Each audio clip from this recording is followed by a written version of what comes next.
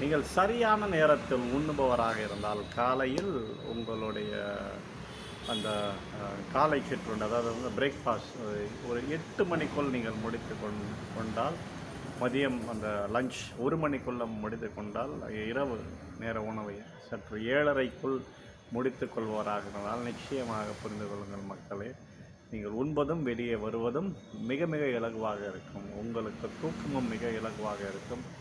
நீங்கள் நிச்சயமாக ஒரு விதமான நிம்மதியுடன் காணப்படுவீர்கள். ஆனால் இதை எதிர்மாறாக இருப்பவர் சற்று இடைவெளி விட்டு காலையில் சாப்பிடாமல் மதியம் வெகு நேரம் கழித்து 4-4:30 சாப்பிடுபவர், இரவு 10-11 மணிக்கு சாப்பிடுவார்கள் தான் நிச்சயமாக தூக்கம் என்பது ஒன்றை இருக்கவே இருக்காது. அவர்கள் தூக்கத்தை தொலைத்து விடுவர். நிச்சயமாக அவர்களுக்குள் ஏதோ ஒரு இனம் புரியா துன்பம் இருந்து கொண்டே இருக்கும். அது அந்த உணவினை சரியான